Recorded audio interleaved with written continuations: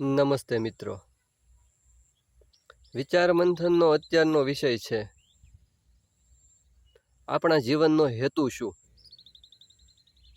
આપણા જીવનનો ઉદ્દેશ્ય શું. આપણે જોઈએ છીએ આ સંસારના પ્રત્યેક મનુષ્યનું મુખ્ય કાર્ય કમાવું,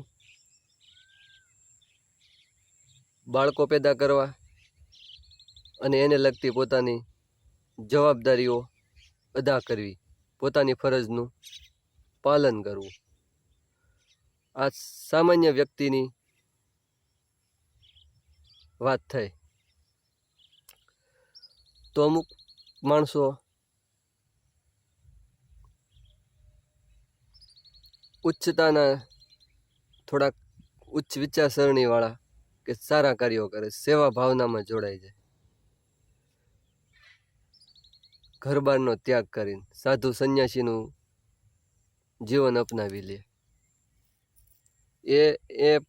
એ લોકો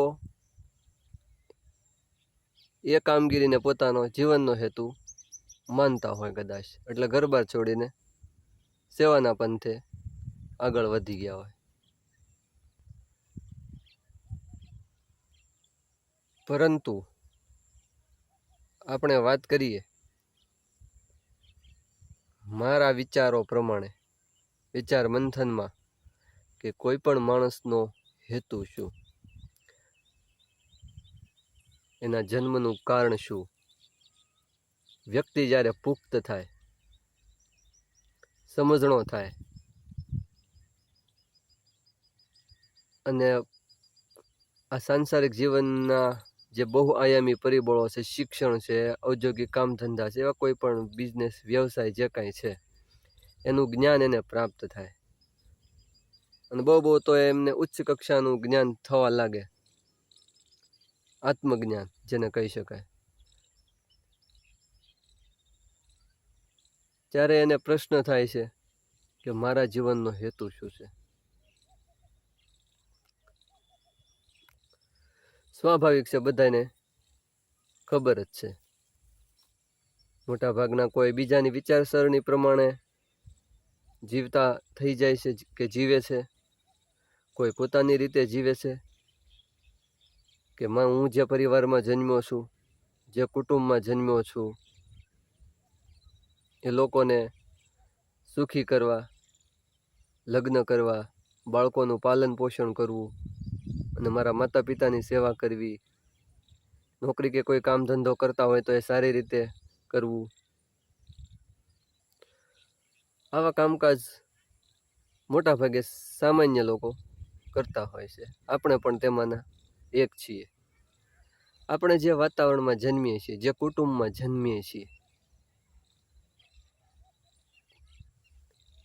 અત્યારની શિક્ષણ વ્યવસ્થા પ્રમાણે આપણને શિક્ષણ પણ આપણા માતા પિતા સુલભ કરાવે છે કે ભણાવે છે. સાદા શબ્દોમાં કહું તો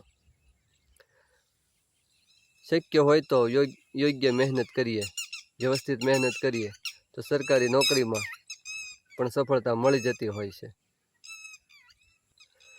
પરિણામે વ્યક્તિ એ નોકરી વ્યવસાયમાં લાગી જતો હોય છે. પરંતુ ઘણા વ્યક્તિઓને આવી ચીલાચાલુ જીવન ધોરણમાં જે રસમ ચાલી આવે છે, જે પરંપરા, એ ગમતી હોતી નથી. તેઓ કંઈક અલગ જ હટકે કરવા માગે છે, કંઈક જુદું જ. પરિણામે તેના મગજમાં જન્મે છે એક પ્રકારનો માનસિક સંઘર્ષ, મનોદ્વંદ્વ કે મારે શું કરવું, મારે શું નહીં. રાત દિવસ એ વ્યક્તિ એ વિચારોમાં અટવાયા કરે છે. તેની નજર સામે ઘણા બધા કાર્યો પડ્યા હોય છે, પરંતુ એને સૂઝતું નથી કે મારે કંઈક અલગ જ કરવું છે, મારે કંઈક અલગ જ કરવું છે. પરંતુ શું કરવું છે એ વ્યક્તિને સૂઝતું નથી. આવે વખતે શું કરવાનું? આવે વખતે કાંઈ નહીં કરવાનું. તમારી નજર સામે જે કાર્યો પડ્યા છે કે તમને એમ લાગે કે આ કાર્ય મારાથી થાય એમ છે, એ કાર્ય લાગી જવાનું. બહુ મોટા વિચારો અને બહુ મોટી કામગીરીના વિચારો કર્યા જ કરીશું તો આપણે ક્યારેય સામાન્ય કાર્યોમાં પણ આપણો જીવ પરોવી શકીશું નહીં. એટલે શરૂઆત આપણે ત્યારથી જ કરવાની કે આપણી નજર સામે જે કાર્યો પડ્યા છે, આપણી પરંપરામાં જે ચાલ્યા આવે છે, એ કાર્યોમાં લાગી જવાનું. એમાંથી ધીમે ધીમે ધીમે બીજા કાર્યો પણ કરતા જવાનું. ઘણા લોકો પોતાના જીવનનો ઉદ્દેશ્ય શોધવા માટે સંસારનો ત્યાગ કરીને સાધુ સંતોના ચરણમાં ચાલ્યા જાય છે. સૂઝે નહીં કે શું કરવું શું નહીં. જીવનમાં શું કરવું શું નહીં એનો કંઈ ખ્યાલ ના આવે. એ પોતાના વિચારોની અવઢવમાં જ મૂંઝવણમાં રહ્યા કરે.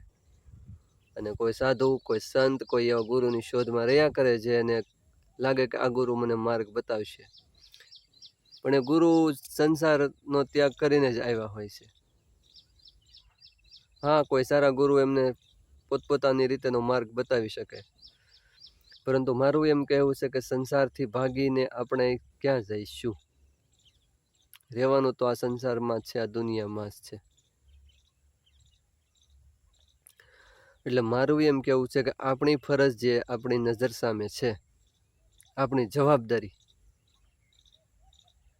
એ જવાબદારીનું આપણી ક્ષમતા પ્રમાણે વહન કરતા જવાનું.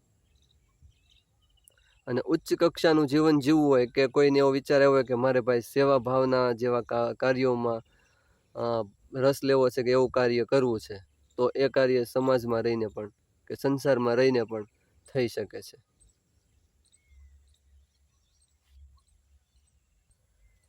એના માટે ક્યાંય જુદા જુદા સ્થળોએ, તીર્થોએ, સાધુ સંતોના આશ્રયમાં કે જે તે વ્યક્તિની પાસે આશ્વાસન શોધવા માટે જવાની જરૂર નથી.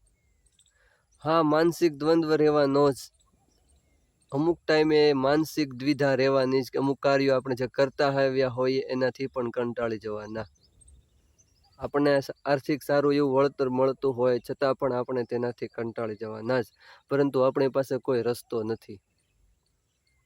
આપણા મનને આપણી નજર સામે જે બાબતો છે, જે શું કહેવાય, અધૂરા રહેલા કાર્યો જેને કહો તો પણ ચાલે, આપણી નજર સામે આપણા જે કાર્યો આપણા કુટુંબના ભાગરૂપે, આપણી પરંપરાને ભાગરૂપે જે આપણી નજર સામે છે અને આપણાથી જે થાય એમ છે, એ કાર્યોમાં આપણે આપણી જાતને લગાવી દેવાની.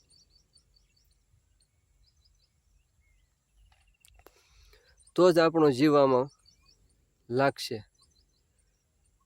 બાકી જ્યાં ત્યાં ભટકવાથી, મનની અંદર આપણી પોતાની એક કાલ્પનિક ઉચ્ચ કક્ષાની દુનિયા રચી દેવાથી આપણને ક્યારેય શાંતિ નહીં મળે. વિચાર મંથનમાં મારાથી આ વિચારો રજૂ કરી શકાયા. કોમેન્ટ મારફતે આપ જણાવજો. આજે આટલું બસ. જય હિન્દ, જય ભારત.